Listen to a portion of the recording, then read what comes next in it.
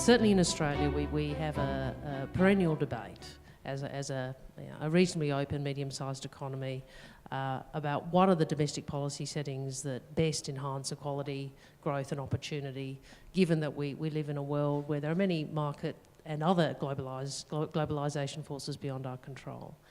And you've spoken in response to Jenny and Wayne about some of the things that you would say should be done. But I wonder if you could amplify that. And the way I was going to ask it is, what would you say? I'm sorry, I don't know how as an Australian to say your hometown. Gary. Gary. Gary. It is Gary, yeah, no, it's all like it sounds, yeah. I thought it was Gary. No.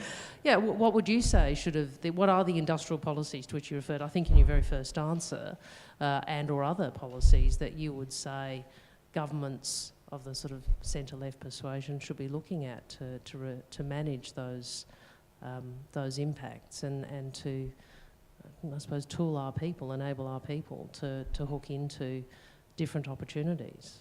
Sure.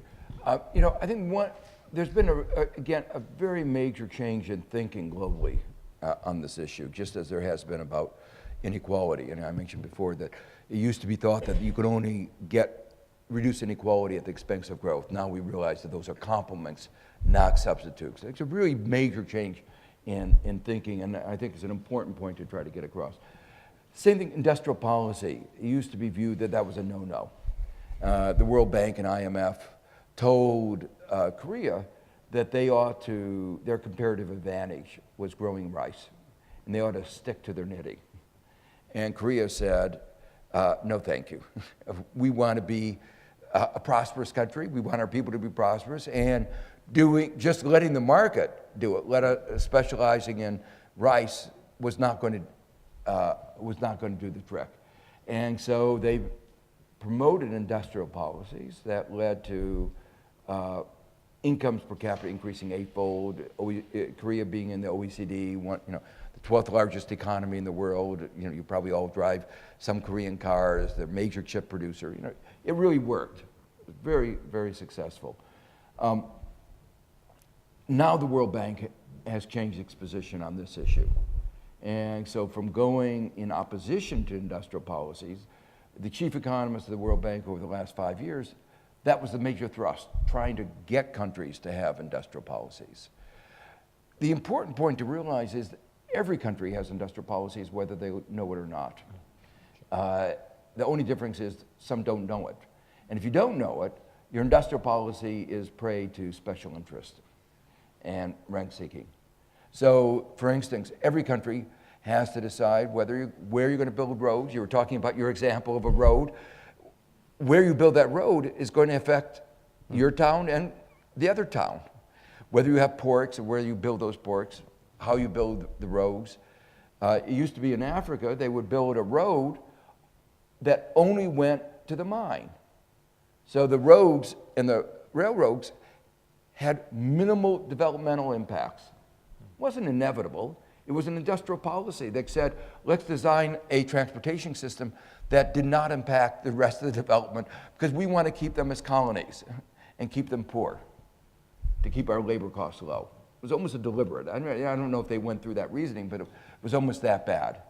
In the United States, we had an industrial policy that said, when I use the word industrial policy, what I mean is a policy that pushes some sector of the economy or another.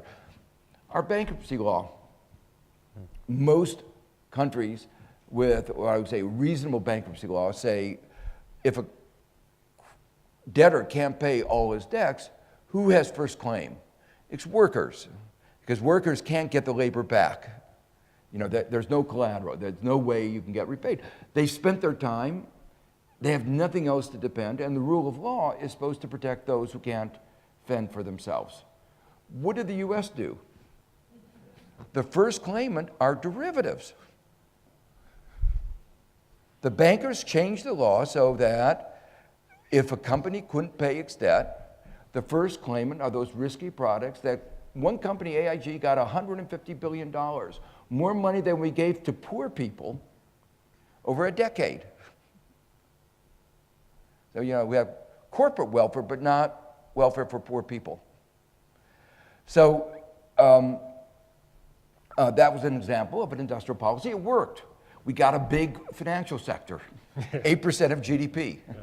So we succeeded. Industrial policy worked, and we deliberately set out to encourage an overbloated financial sector.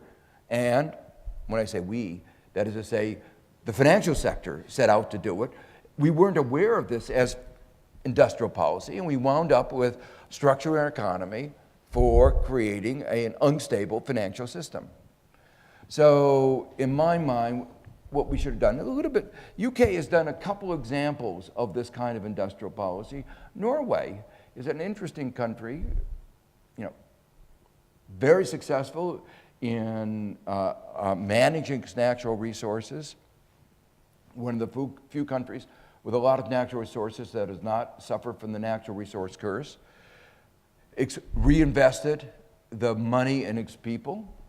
The Prime Minister of Norway, a very dynamic woman, told me a meeting last year. She said, now we get more return from our investments in women than we get from oil. Whether it's true or not, it's an important story that no, I mean, she really believed it. And how you actually estimate that is very difficult. Yeah. But it's part of their understanding of what investments can do. And that oil is now not the most important source of their economy, it's investments in people. But they have an active industrial policy to say, how can we take advantage of what our oil industry to support other industries? And they've done that. To have an oil industry, you have to have pumps. But pumps are used all over in lots of other industries. So they become a major producers of pumps for every industry now in the world. So that's an example of industrial policy that is very successful. What the UK did that we should have done in Gary, whether they could have done it or not, I don't know. But take Manchester, which was the textile capital of the world, couldn't compete against Chinese textiles. And they reconverted Manchester into a university city, a city of music. Not music that I like, but it's music that has attracted, that makes, it's a big source of revenue. People go there to enjoy that particular kind of music. So these are all examples of restructuring cities that can make them continue to live. It's a huge waste of, you've made these enormous investments in urban infrastructure, and to say, oh, I'm sorry, we're just going to let that decay and rebuild somewhere else is, it may be in some cases that may be the best answer, but in most cases it's probably not.